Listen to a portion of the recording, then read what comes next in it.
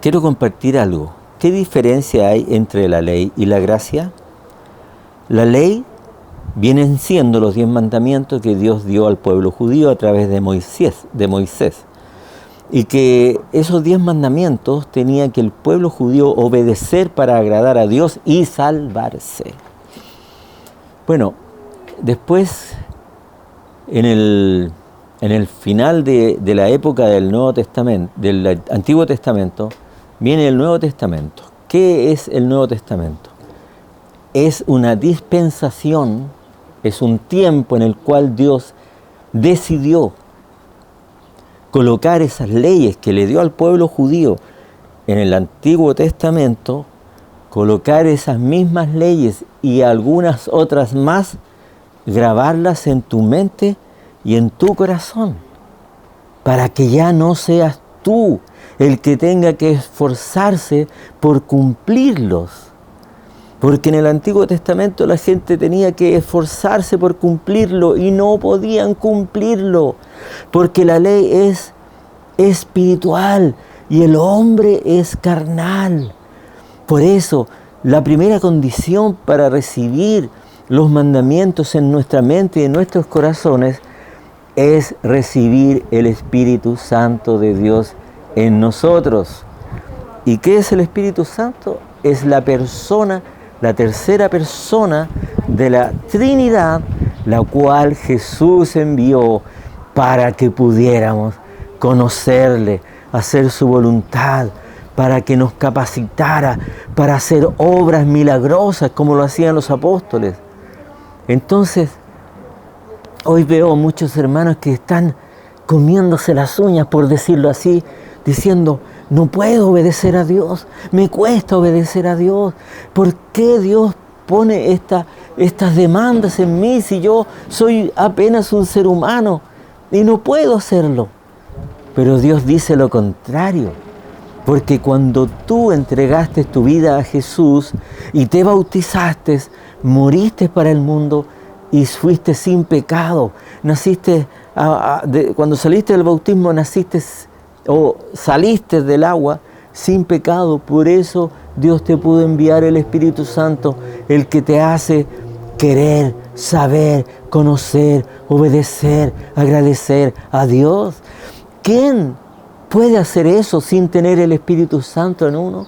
¿Quién quiere agradecer a Dios, conocer a Dios, darle gracias a Dios, pedirle a Dios? Nadie. Porque si no tiene el Espíritu Santo, nosotros nos vamos al mundo a buscar religiones, a buscar satisfacciones, a llenar el vacío que tenemos con cosas que no tienen que ver con la obra de Dios. ¿Y cuál es esa obra de Dios para que tú recibieras el Espíritu Santo? Es que envió Él a su Hijo a morir por nuestros pecados y volvió al cielo en la resurrección, en su resurrección, para ser Señor de todos nosotros y enviar el poder del Espíritu Santo. Dice la palabra que Dios es todopoderoso, que Él es omnisciente, lo sabe todo. Es todopoderoso, omnipotente, lo puede todo. Él lo sabe todo, lo puede todo, lo conoce todo. Por lo tanto, el Espíritu de Dios morando en ti te capacita, te da el poder para obedecer. No solamente para obedecer, sino para conocerlo. Y no solamente para conocerlo, sino para servirle. ¿Y servirle cómo? Con poder sobrenatural. ¿Tú has sido sanado sobrenaturalmente? Yo sí. ¿Tú has tenido palabras sobrenaturales sobre ti? Dios ya hizo la obra sobrenatural más grande que pudo haber hecho contigo, es compartirte la fe en el Hijo de Dios, regalarte la fe para que tú creyeras en el Hijo, en su Hijo enviado al mundo, para que recibieras, ¿no es cierto?, esa comunión a través de su Espíritu Santo. ¿Por qué pasa ahora de que nosotros decimos no puedo, no tengo la capacidad, por qué me cuesta tanto? y me preguntan, hermano, ¿por qué me cuesta tanto a mí conocer la Biblia, leer la Biblia? No la entiendo. ¿Por qué me cuesta? No puedo refrenar mi carácter. Y estoy gritando, estoy de mal humor, estoy ofendiendo. ¿Por qué? Porque no has tomado conciencia de que el Espíritu Santo mora en ti. 1. 2. No tienes conciencia que Él tiene poder para transformar esa ignorancia en sabiduría. Que tiene poder para transformar ese carácter, ese mal carácter, ese carácter irascible, o esos celos, o esas odiosidades, o esa insatisfacción, o ese temor, o ese miedo, transformarlo en la paz, en el gozo, transformarlo para confiar plenamente en Él. Tenemos la capacidad en nosotros para conocer a Dios, para ser transformados por Dios, para poder conocer a Dios íntimamente. Entonces la respuesta sería, ¿por qué me cuesta tanto? Porque no conozco la obra de Dios que hizo en mí. No conozco el poder, no conozco las virtudes de Dios que moran en mí. No conozco que yo he nacido de nuevo y soy una nueva criatura y por tanto todo lo puedo en Cristo que me da la fortaleza y el poder para ser transformado. Estamos viviendo una religión, porque si es por religión yo podría meterme a cualquier religión, pero no estamos viviendo una religión, no estamos viviendo cualquier religión, estamos viviendo en comunión con Dios. ¿Qué es la comunión? Es la unión común entre el Padre, creador de todas las cosas, y esta pequeña criatura creada con un soplo de su boca.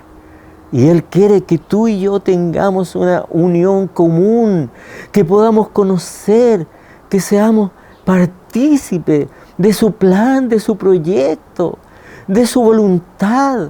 Y para eso necesitamos dedicarle tiempo, buscarlo en oración, escudriñar las Escrituras.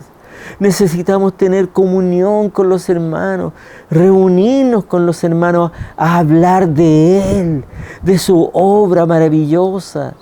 Necesitamos conocerle más, porque Él quiere fortalecernos, quiere lavarnos, quiere limpiar nuestras mentes de la vieja naturaleza que venía, ¿no es cierto?, creyendo que por sus propias fuerzas podía agradar a Dios.